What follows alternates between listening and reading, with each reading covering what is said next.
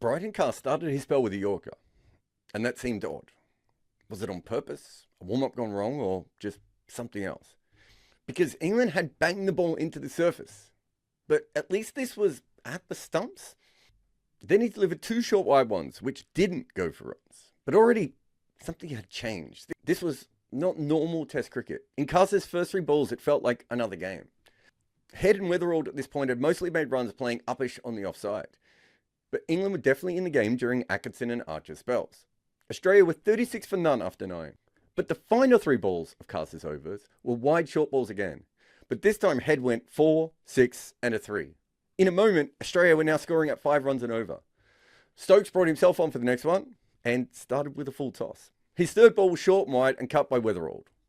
In 9 balls, all the pressure had built up was gone, evaporated. Australia's makeshift opening partnership was cleaning them up for the second straight innings. The Ashes were already over. Then Carr bowled a length ball down the leg side, and instead of accepting the runs graciously, Head managed to get a leading edge that went in the air, and Australia lost their first wicket. This was a day when Australia routinely bowled some of the worst deliveries in the world, and Australia still got out. Watch every match with Nord. Head to nordvpn.com/good areas to get a discount on VPN. Play safe with Nord. Today you could write a novella just on Brydon Carr. It was one of the weirdest displays of bowling I think I have ever seen. I couldn't tell if he had a plan for several of his spells, outside the fact that he seemingly wanted Australia to score runs. When Carr came on for his second spell, he started by massively over-pitching. Then he came with a couple more runs while also bowling a no ball. And then he finished the over with an over-pitch delivery that Smith hit down the ground. All up, his 7 balls went for 9 runs. It seemed that several times he would come on to bowl, get it wrong, and then England would have to handle it around him. The start of his third spell was when Stokes wanted him to bowl short to a Wagner field. Green read it well, backed away twice to swipe, and then Smith got a top edge that was almost caught. But of course, instead of that, he cleared the rope, and that over went for 17. Stokes took him straight off. Sort of, because he actually changed his end. And then Carr bowled another over where he took Cameron Green.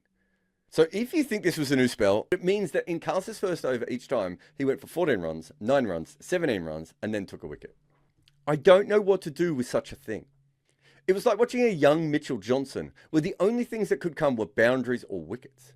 The fact that he followed up with Steve Smith meant that Carr took 3 wickets on a day where he also went at more than a run a ball. Is that good? Is that something? But while I am obsessed with Carr, I think the ideal bowler to focus on is Ben Stokes. For some reason, when England's captain goes to Australia, he bowls nothing but runs. I had a hunch today that he might go for slightly more, and then I checked. And he has a couple of places where he goes at 3.6 runs and over. And in Australia, it is 4.4.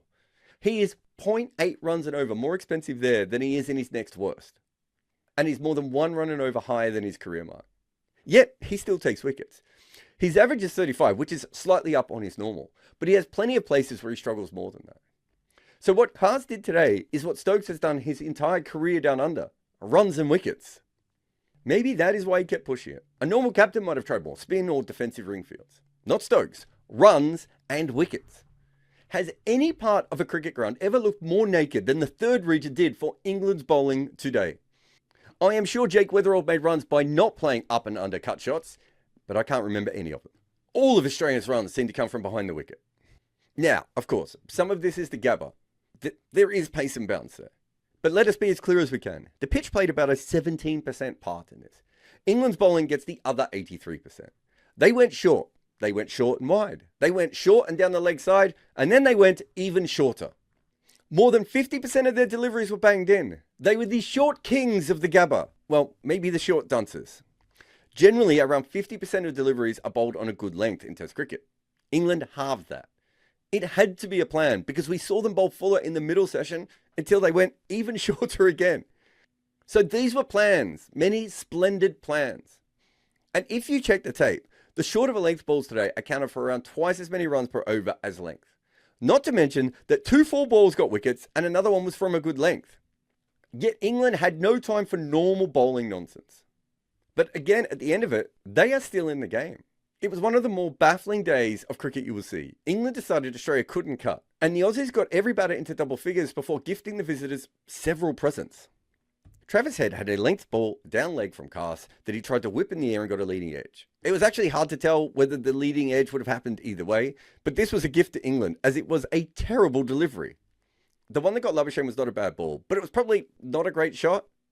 A bit close to play that way, and being that England gave short wide ones all day, forcing that shot was an odd choice. Cameron Green backed away from his stumps while Cast was trying the Wagner method of short balls with spaced out fields. He had gotten away with this earlier, but this was an execution error. He went too early and then too far while also losing his balance. It was clever bowling by Cast, but it is easy to bowl someone when the batter is falling over backwards around the return crease. England continued the short ball against Steve Smith and finally got their man. He'd had luck against it early in the day, some top edges and a lack of control. So I think I give this one more to England. They went with the short ball strategy. I mean the Wagner method, not the junk version of earlier in the day, and it paid off.